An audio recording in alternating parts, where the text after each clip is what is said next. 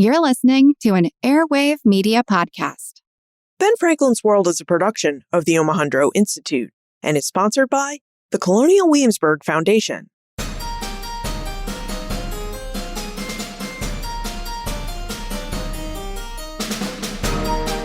Hello, and welcome to episode 345 of Ben Franklin's World, the podcast dedicated to helping you learn more about how the people and events of our early American past have shaped the present-day world we live in. And I'm your host, Liz Covart. Our study of music in early America continues with this third episode in our 5-episode series. Our last 2 episodes have helped us better understand the musical landscapes of Native North America around 1492 and around colonial British America before 1776. In this episode, we're going to jump forward in time a bit to the early days of the United States. Glenda Goodman, an associate professor of music at the University of Pennsylvania, and author of the book Cultivated by Hand, Amateur Musicians in the Early American Republic, joins us to investigate the role of music in the lives of wealthy white Americans during the earliest days of the early American Republic. Now, during our investigation, Glenda reveals the musical landscapes of the early United States, including instruments early Americans played, the development and cultivation of music education in the early Republic, and the impact women and the post-revolutionary generation had on the development of musical culture in the new United States. But first, our friends at the Colonial Williamsburg Foundation have come through for us again. The music examples you will hear in this episode come from the albums and work of Colonial Williamsburg musicians. I've listed the pieces we've used and linked to the albums they come from in the show notes, which you can find at benfranklinsworld.com/345. Okay, are you ready to explore music in the early United States? Let's go meet our guest historian.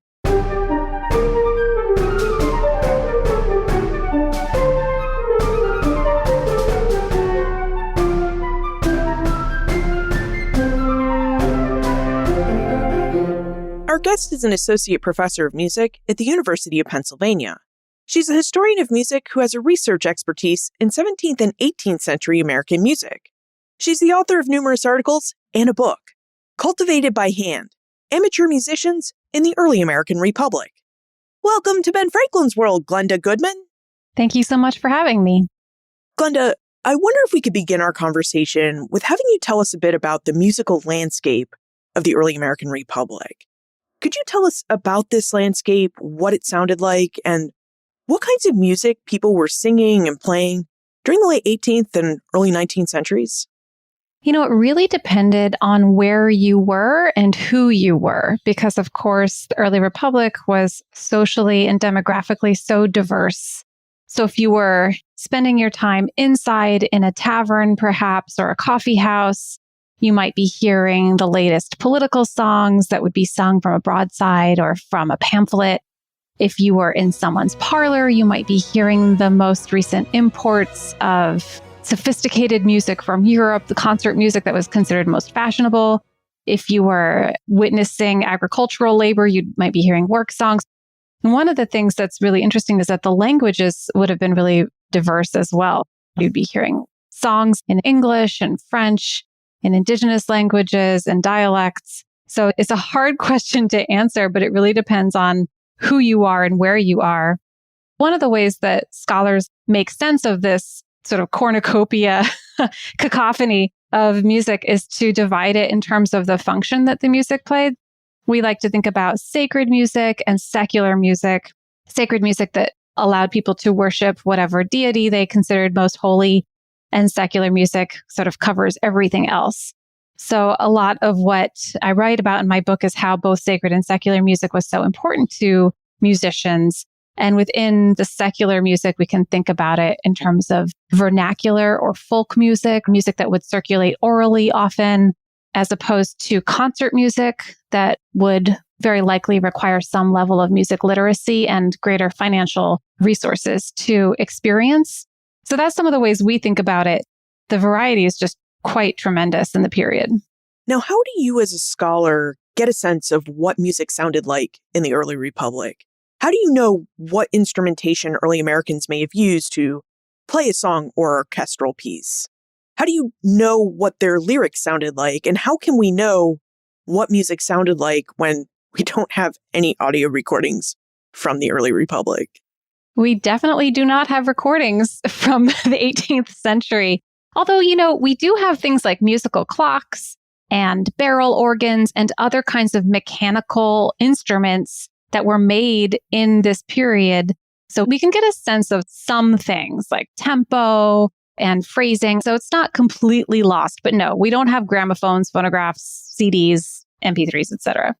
When you look at the written record of written music of this time period, it can be maddeningly vague. So it'll just be like a line of music that gives you no information about what instrument, how fast, how loud it should be played.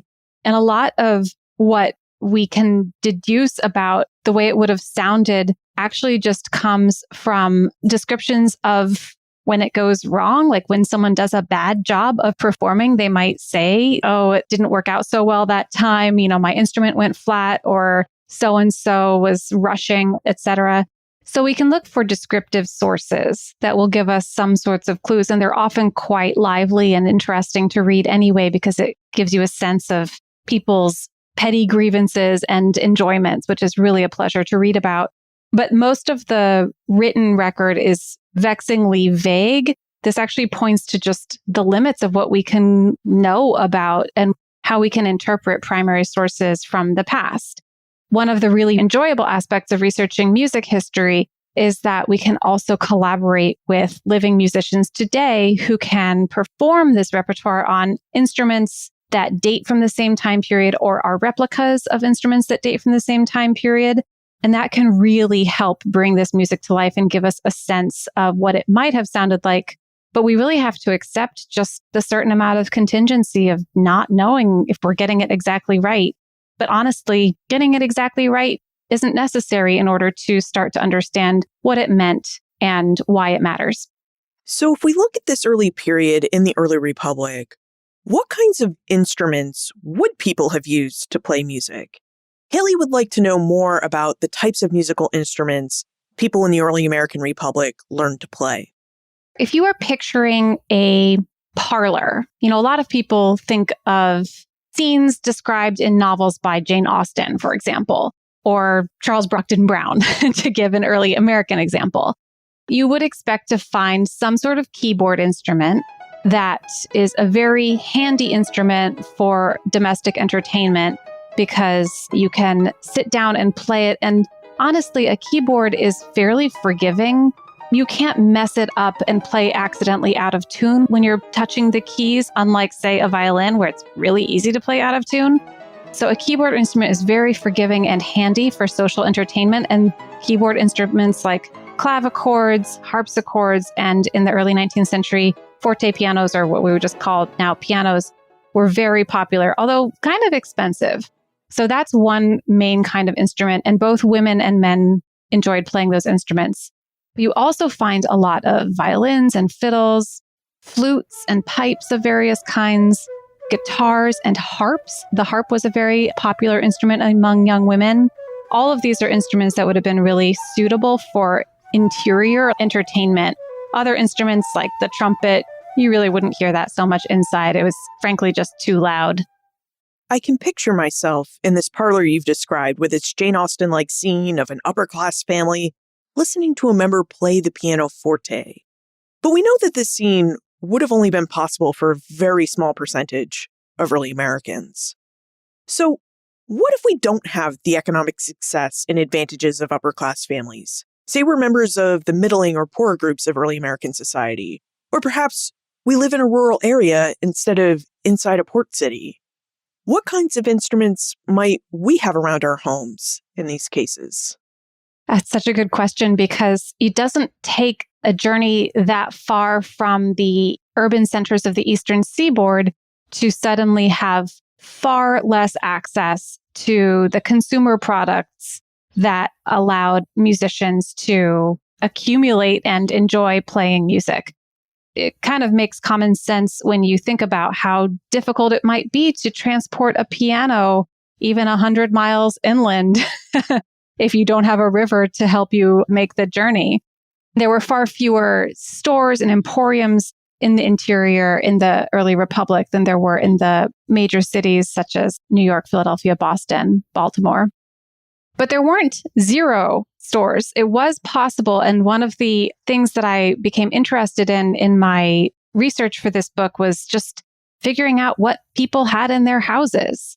Probate inventories for what was in houses when people passed away was really useful to figure out, like, oh, they did have a piano, or they had a violin, or they had a violin case, which makes me think they at one point had a violin. That was very useful. And I used that kind of resource to figure out, for example, what was in the home of one amateur, Betsy Van Rensselaer, who lived just outside of Albany, New York, which of course is more accessible because it's on a river. I also built on similar research by historian Barbara Lambert, who went through tons of probate records for colonial and early national Massachusetts in particular to see what instruments were around. And she found just an abundance of instruments, especially string instruments, which are very portable. So like violins, violas, guitars, cellos, you can sort of pick them up and carry them. They don't require a ton of equipment. So she found that those were actually fairly common even in the more middling households. Now that we have an idea of the instruments that were available to early Americans and that they would have in their homes, I'd like to go back to people like Betty Van Rensselaer, an amateur musician that Glenda mentioned earlier, because Glenda's book, Cultivated by Hand, specifically focuses on the lives of several amateur musicians. So Glenda, I wonder if you could tell us who qualified as an amateur musician. What made someone an amateur musician versus, say, a professional musician in the early Republic? One of the words I really like to use when I think about amateur and professional is actually to swap in the word occupational instead of professional. I think there's a bit of a value judgment that has come to be ascribed to amateur versus professional. Amateur being less serious, maybe more of a dilettante, possibly less disciplined, less skilled. Professional maybe places a lot of emphasis on attaining a certain level of training and accreditation. And that simply wasn't the case in the early American Republic. The distinction wasn't between how good you were and how hard you worked, but actually whether you were doing this as an occupation in order to earn a living. And there are very few people for whom it was ambiguous whether they were doing this for a living occupationally or not. It's actually pretty clear, like either you were copying music and performing music and giving lessons for pay, and you can trace that sometimes in financial records, or you were not. So an occupational musician is doing this as a source of revenue. And some occupational musicians found that music wasn't the only source of revenue they needed. They had to also maybe run a store or teach in other ways, maybe be a writing instructor, etc. And this class of musician is socially distinct from the amateur musicians who I profile in my book. The amateur musicians who I write about in my book tended to be more socially and economically elite. They had more financial resources, and this translated to more leisure time. So one of the ways that I ended up thinking about amateur was not in terms of level of seriousness or commitment to music. They were quite serious and quite committed to music, but actually in terms of a class identity and a social status position where music occupied personally and also socially the way they were perceived. Music occupied a role in their lives that was about promoting an image of having leisure, having the ability to pursue music purely for enjoyment, even though that leisurely enjoyment actually required quite a lot of hard work. Yeah, I wonder if we could talk a bit more about the musicians that you chose to study in your book, Cultivated by Hand. Why did you choose to study elite musicians or musicians from elite backgrounds versus, say, musicians who came from middling and poorer backgrounds? There are hundreds of sources available that can give us clues about what amateur musicians were up to in the early Republic. These sources are mostly music books into which amateurs wrote music by hand themselves. So there's tons and tons of sources that people, not necessarily elite people, were making these music books in the 18th century and the early 19th century. So I didn't have to focus on elites, but I really wanted to show not just that people were making music, but dig into what it meant to them in their daily lives, in their family lives, in their different life stages. And to do that, I knew I wanted to have access to other kinds of primary sources like letters and diaries and other kinds of materials that would give me insights into what they were thinking and doing in their daily lives. And as I was looking at music books and sort of triangulating those against available archival records, I found, unsurprisingly, that it was much easier to find that kind of granular, detailed information about more elite people. So I decided to just go for it and focus on those more elite people, not to say that they were more important, but just to say that they allowed me to tell the kind of intimate histories that I wanted to get at. And I was surprised by what I was able to find even. I thought I might find some information about, genealogy and when and where people lived, etc. But what I ended up finding were fairly personal documents that describe things like courtship and death and losses of all kinds and frustrations and business hardships. All of that came through in the historical record I ended up working with. And it sounds like music books formed perhaps the keystone of your project. This was a primary source that helped lead you to other historical accounts or primary firsthand accounts about amateur musicians in the early Republic and what their lives were like and what music would mean to them, both playing music and perhaps sharing music with their families. So since music books seem to be so important to your work and cultivated by hand, could you tell us more about this source? Could you take us through a music book and tell us what it looked like and what information we would find inside if we were to open up a music book? I love these sources because each one is different. It's really hard to generalize about all of them, but that's their charm. I can tell you that they do take the form of a book. So they are in some way bound up pieces of paper with pages that you can turn, and the pages have music notation written on them. The binding might be just some scraps of waste paper, or it might be like fancy leather. That varies quite widely. The number of pages varies from just a handful of loose scrap paper, like 8 pieces of paper, to maybe 200 or 300 pieces of paper. Sometimes they are really high quality raw materials, and sometimes they're really quite poor. But all of them share this common denominator, which is that they speak an intention to gather together in one place a collection of repertoire for future use and for sharing with others.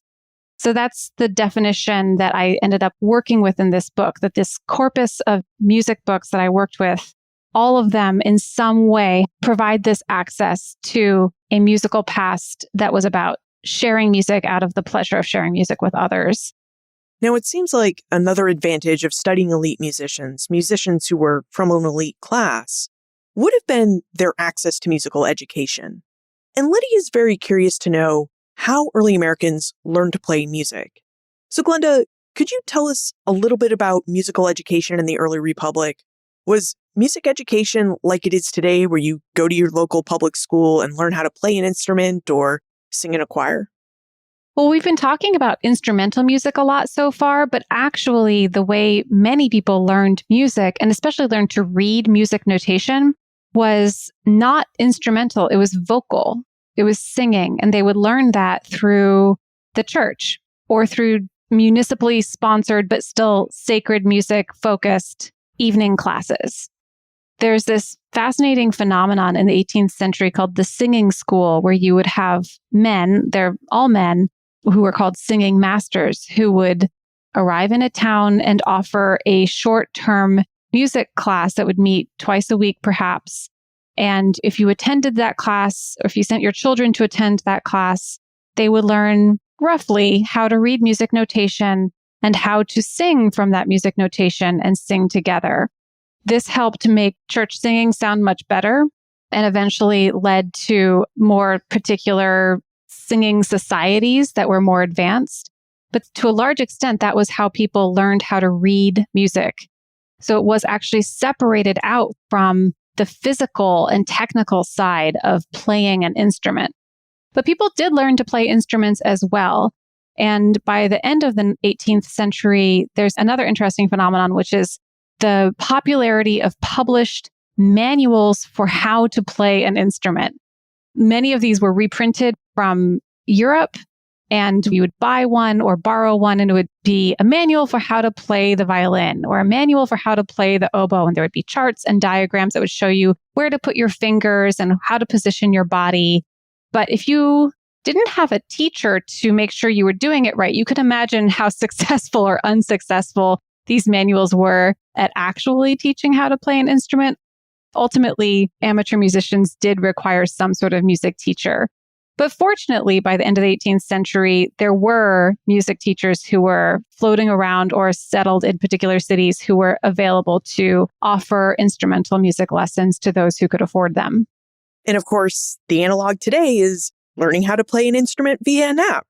That's how I've been teaching myself how to play ukulele. It's been all through the Fender app. But of course, with an app, you can probably hear examples of what it is supposed to sound like.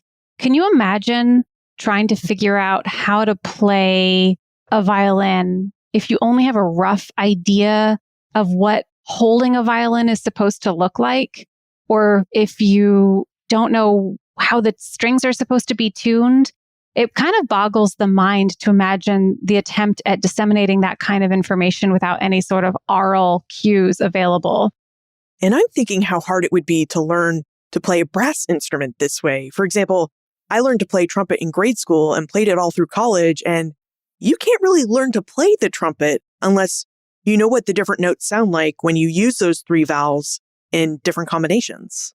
And what to do with your mouth, with your embouchure. There's so many minute details of physical control that go into any sort of music making that just can only be very roughly approximated by written instructions. Now, I'm curious if any of the amateur musicians you studied learned to write and compose music. That seems like a very distinct skill that requires a lot of knowledge beyond just learning how to play an instrument or put notes on a page, or really even singing song in a choir. So, did any of the amateur musicians you studied learn how to write and compose music? It's a very different skill. And it simply wasn't emphasized in any of the educational settings we've been talking about so far, or in any of the social performance settings. It was just not valued. So unlike how people might be encouraged to write a poem and share it with their friends or a loved one, no one was being encouraged to write a new melody and harmony to circulate among their friends. Or if they were, it's really not showing up in any of the sources that I looked at. I started to notice that in these manuscript books that we were talking about earlier, that there just aren't new compositions. It just was not a matter that amateurs concerned themselves with. And instead, they were more concerned with how to copy music in a beautiful hand and then perform it gracefully and in a way that didn't embarrass themselves in front of their friends. From other conversations we've had on this podcast, we know that most early Americans were taught very different skill sets based not only in their social class and social rank, but also on their gender. And we just discussed how status and class played roles in someone's ability to access instruments and musical education. But how did gender influence someone's ability to learn and play music? How did it impact their opportunities to perform their music? Glenda, I know you're keen to answer this question, but let us first take a moment to thank our episode sponsor. As we've been hearing, music was an ever-present aspect of early American life. And our friends at the Colonial Williamsburg Foundation have a new exhibition in the art museums of Colonial Williamsburg called Making Music in Early America. Making Music in Early America will immerse you in the musical world of the 18th century, a time when you could hear songs sung in the work fields, at militia drills on town commons, and in places like churches, ballrooms, and family parlors. This exhibition at the art museums of Colonial Williamsburg will allow you to see the instruments used to enliven dinner parties, theaters, and life in enslaved quarters. It will also allow you to see how music changed over time and created communities and community life. To learn more about Colonial Williamsburg's Making Music in Early America exhibition, visit benfranklinsworld.com/music. That's benfranklinsworld.com/music. Glenda, how did gender influence someone's ability to access instruments, musical education, and the opportunities they would have had to perform music in the early Republic? One of the big differences actually is how they were trained to make music and for whom they were making that music. One of the things that I write about in my book is the idea of music as a particularly feminine accomplishment. The kinds of educational priorities you were describing, like needlepoint, maybe drawing and dancing, if those are available to you, would be considered feminine accomplishments. Accomplishments that make a young woman look particularly impressive socially and might help with courtship. Music was definitely one of those accomplishments. Whereas for men, the point of making music was more about homosocial sociability, being able to join a music club at Harvard, for example, which existed, and make music with your friends that way. So at least in terms of the conversations about women's education and all of the publications saying like the right and wrong way to educate women, all of the emphasis when it comes to music is on how to make women as pleasing as possible to men, whether that be their fathers or their potential suitors. And of course, you don't get any of that baggage when it comes to music education for men. They aren't told to make sure they're being very pleasing, but instead are told to make sure they just don't embarrass themselves by taking it too seriously. So there's this social aspect about the music education that prioritized different goals for women and men. But then there's also the repertoire itself, what was considered appropriate for women and for men to perform. One of the things I found really enjoyable was to dig into the music that women were copying, because it actually sort of undermines all of the arguments telling them to just make music that will please others, because the music that they made ultimately, I think, was most pleasing to themselves. These beautiful, straightforward, but quite lovely songs that could be performed just for their own pleasure and enjoyment and didn't necessarily have to impress others. As you were looking at music books and other sources you consulted to write your book, Cultivated by Hand, did you come across any instance where a gentleman said, "I definitely fell in love with my wife because she could play music," or perhaps a woman who said, "I captured my love's attention because I was able to sing and play the harp"? That's a great question. The answer is no. Mostly what I found was whether a potential husband encouraged or discouraged a woman from making music. I was very interested to find, in one case, a couple that I write about, Sarah Brown and her husband, Charles Herreshoff. He actively encouraged her quite devoted interest in music and continued to do so after they were married, and even promised her sister that he would continue to do so. So during their courtship period, he's always buying music and sending it to her. And then as soon as they are married, for a while, he's trying to convince her to elope with him. And during that period as well, he says, "Don't worry, wherever we move, I will make sure there's a piano for you." And he does. He makes sure there's a piano for her. So I was more interested in figuring out whether courtship and marriage obstructed women's interest in music, but I didn't find any slam dunk proof that showed, yes, this was what sealed the deal in a potential mate. And what about an answer to your research question? Did you find instances in these historical sources where marriage actually obstructed women from appreciating and playing music? To go back to the example of Sarah Brown and Charles Herreshoff, sometimes the duties of running a household and childbearing would interrupt. Sarah collected quite a bit of music during her life, but there are these long periods of pause. She has 5 children with her husband, all of whom survived childhood. So understandably, there are periods where she just stops copying music and then resumes subsequently. But I didn't find any examples of music being shut down. It really gets to the misogyny that's in some of the printed primary sources that are about whether or not women should be taught to perform music. This was actually a fairly active debate in the late 18th century in the United States and also in England, whether this was a worthwhile pursuit or just a frivolous, costly, time-consuming hobby that was unnecessary and that shouldn't be encouraged. And people like Benjamin Rush and Noah Webster both wrote on this topic and said, you know, this is really only something that the most wealthy can afford to do. Otherwise, you really shouldn't bother. And you shouldn't bother because once you're married, your husband won't care anymore and your piano will just become a dusty piece of furniture in the corner. And honestly, they were probably right some of the time, but not all of the time. And I think it just speaks to the discomfort with women taking pleasure in their own pursuits that was maybe a broader problem in the time period. To your point about how childbearing and child rearing could put a pause on playing music, there was this idea in the early Republic called the Republican Motherhood, and it was thought to be part of the mother's job to raise her children to be civic-minded, good Republicans or members of the early American Republic. And the idea was that mothers would educate their children. So you mentioned that Sarah Brown had 5 children and that she was a pretty accomplished musician. Would it have been up to Sarah Brown as a mother to teach her children music, or was this just something that was hired out to a music instructor to do during this time? Someone like Sarah Brown definitely would have been capable of teaching her children music. And in her case, I suspect she did, or at least taught them to treasure music by her own example. But someone like her certainly would have been able to afford a music instructor for her 5 children. She was from an enormously wealthy family, the Brown family of Providence, Rhode Island. Her father was John Brown, the merchant and the slave trader who helped to found Brown University.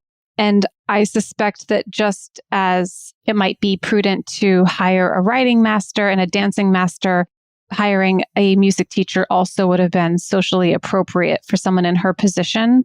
But I think where the idea of Republican motherhood comes in is actually in cultivating the idea that these kinds of skills were worthwhile and necessary and could show that the new nation was capable of producing citizens who were sophisticated and fashionable and artistically minded, all of which were valuable traits.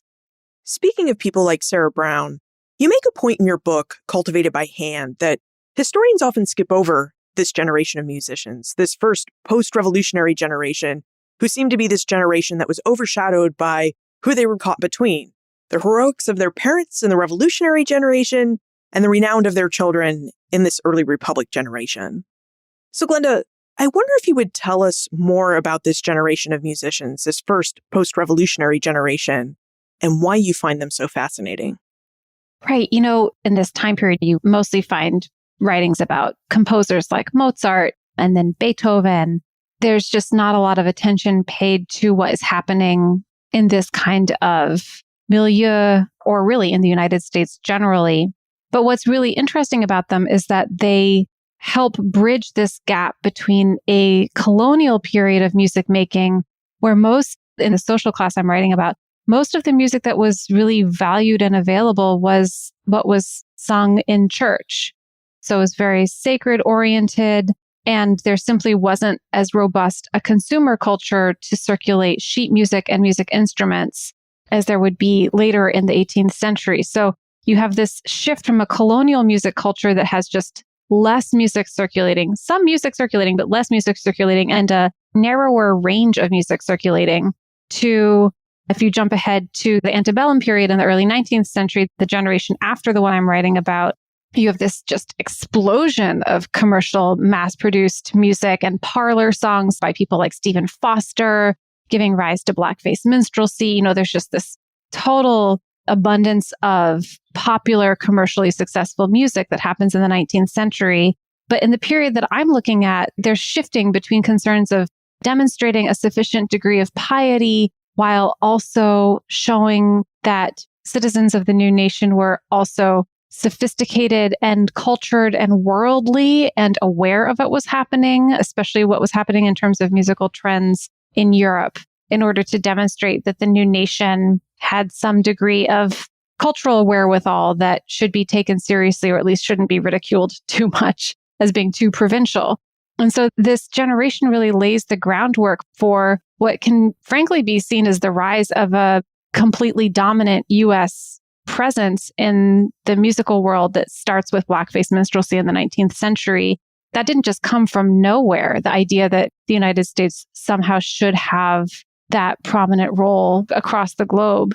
But it really took this transitional generation, the generation I'm writing about, in order to help turn that corner from a more provincial to a more transnational and cosmopolitan presence on the musical stage of the world. You mentioned that it was this generation. We're still speaking about this post-revolutionary generation that really laid the groundwork for a dominant American musical culture around the world. Could you tell us in what ways this generation laid that foundation, what this foundation was composed of? A lot of the foundation can be thought of in terms of infrastructure, educational infrastructure. This is a generation that has greater access to music education, greater access to commercially distributed music, printed sheet music, and of course demonstrates in the music books that they copied out by hand greater interest in putting their own stamp on how that music circulated than was ever seen before. And so they really lay the foundation in terms of number of people who had these skills and who valued these skills and would want to see them promoted among their children than had existed before. In the 1830s, you start to get the first examples of music education in public schools. This starts in Boston with the work of Lowell Mason. And the idea that you would have music education as just a matter of fact in public schools would not have been available to people in the 1830s if it weren't for the previous generation that said, no, actually, I did invest quite a bit of time in learning to read and write music. And I think this is just a normal skill people should have. So one of the ways they lay the foundation is definitely in terms of education. I also wonder if you could tell us a bit more about how studying early Republican amateur musicians and their music books can help us better understand the history of the early United States. What roles did you find that music played in the early United States? I can answer that in terms of the music that I write about because there's so many different kinds of music. So that answer would really change if you're focusing on a different kind of genre. I'm mostly thinking about more cultivated concert music and music that was popular among the elites. So the role that that sliver of music played was really in promoting the image of U.S. citizens as being sophisticated, cosmopolitan, not just country bumpkins, but actually possessed of the latest fashions and tastes that were considered necessary and valuable in order to be taken seriously on an international stage. And that, I think, in terms of the reputation of the United States and in terms of building the idea that this was a nation that was not just establishing itself economically, politically, militarily, but also in terms of having a culture that could match other cultural spheres was really significant. But there's another side of it as well, because the amateurs who I write about in this book, these elite women and men who I'm profiling, they're all white. And the other side of how this sort of reflects or how music bears upon and shaped this time period was in terms of the racial hierarchy and stratification that this kind of music helped to promote. There are no examples I came up with of elite free Black or elite Indigenous peoples who left the same kind of marks in the historical record that I could trace and uncover. The music culture I write about really did establish itself as a white culture. And there are vanishingly few exceptions where we might know, oh, in Newport, Rhode Island, there was one formerly enslaved singing master who we know about, for example, Okramur Mariku. But these are exceptions that really prove the rule that this is a white culture, that elite culture was white culture.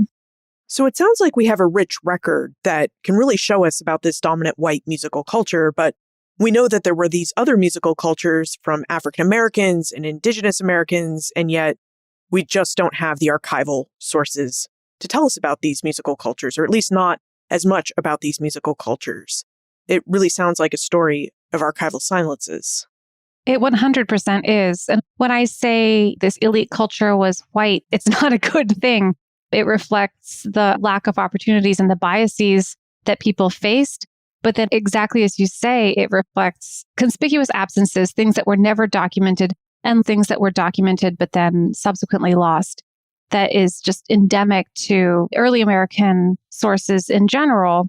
And it's actually something I've written about and am really interested in elsewhere, because one of the figures who I thought would be in my book and I ended up not putting in my book because I'm going to write about him in my next book, is Mohegan Christian Indian named Joseph Johnson, who in the early 1770s wrote a number of manuscript music books. He also kept a diary in which he describes writing out these manuscript music books. So we know he was doing them. He was doing them in Farmington, Connecticut, just west of Hartford.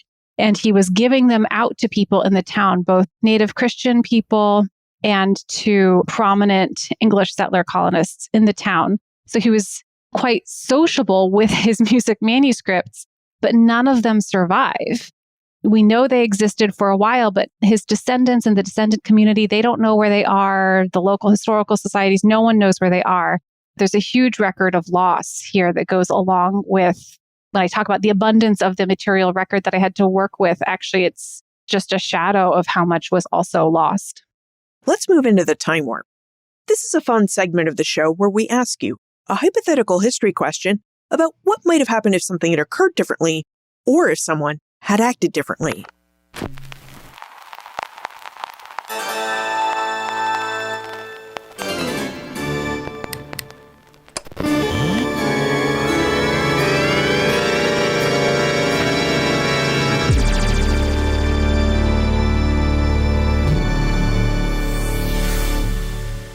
Glenda, in your opinion, how might the experiences and opportunities of female musicians have been different if it had been acceptable for women to play music professionally or occupationally in early America?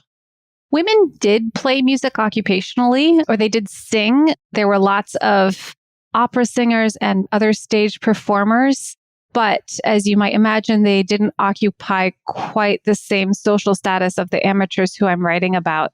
So it's not to say that there weren't professional musicians or occupational musicians who were women. There were. But if the women who I write about, these amateurs who had the leisure to make music just for fun, also could have said, you know what? I'm an extrovert. I'm a showboat. I want to take this show on the road. I want to go on stage and perform this.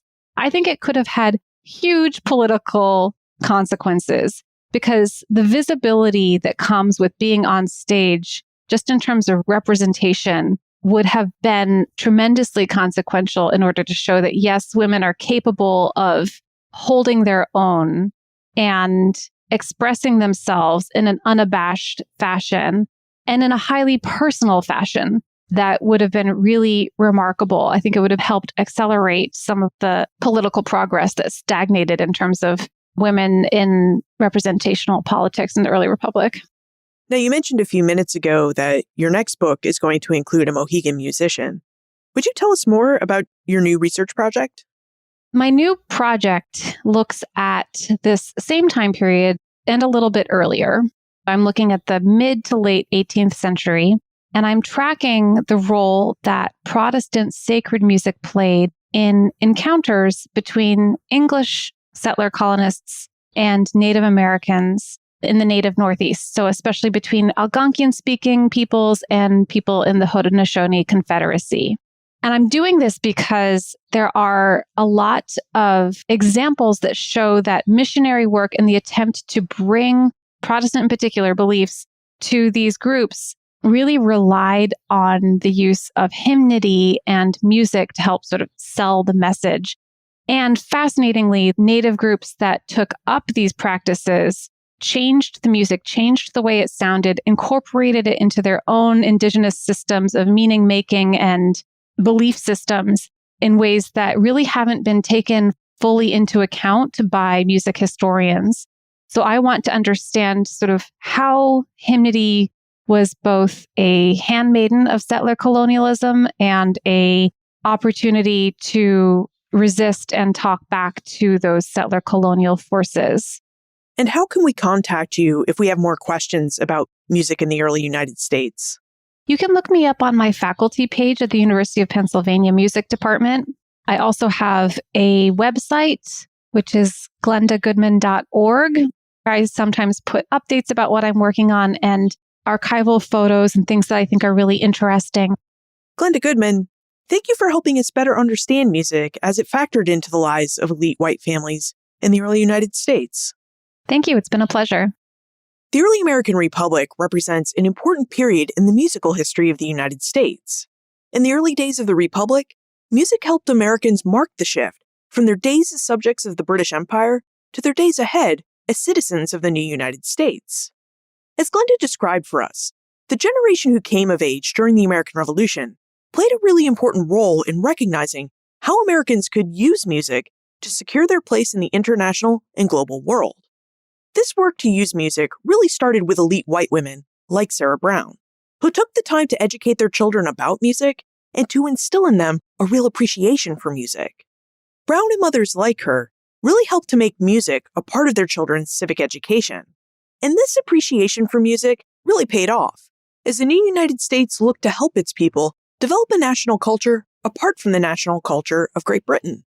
Music and Americans' appreciation for music became a marker of the cosmopolitan nature and sophistication of elite Americans. Americans who tended to have jobs in government traveled to Europe and interact with European merchants, bankers, diplomats, and statesmen. As the early Republic turned into the antebellum or pre-Civil War period in United States history during the 1830s, it became harder and harder for Europeans to deny the cultural sophistication of the United States and its citizens. It also became harder for Europe to ignore the distinctive American culture that had developed in the new United States. As Americans demonstrated hallmarks of what the Western world deemed to be civilized culture, a type of culture that included an appreciation for sophisticated music, the Western world found it had to take the United States and its people seriously, both as contributors to Western culture and as full-fledged members of the Western world. You'll find more information about Glenda, her book, Cultivated by Hand, plus notes, links, and a transcript for everything we talked about today on the show notes page. benfranklinsworld.com/345. As Glenda reminded us, the musical world of the early United States really extended beyond the world of elite white families. So next week, we'll continue our series with a different view of how music contributed to the culture and work of the new United States. If you've been enjoying this series about music in early America, I hope you'll tell your friends and family about it. Production assistance for this podcast comes from the Omohundro Institute's digital audio team: Joseph Edelman, Holly White, Ian Tonat, and Dylan Holzer. Breakmaster Cylinder composed our custom theme music. This podcast is part of the Airwave Media Podcast Network. To discover and listen to their other podcasts, visit airwavemedia.com. Finally, did our conversation with Glenda raise any questions about music and the early United States for you? Let me know, and we'll see if Holly White and I can create a new episode to answer those questions. Liz at benfranklinsworld.com. Ben Franklin's World is a production of the Omohundro Institute and is sponsored by the Colonial Williamsburg Foundation.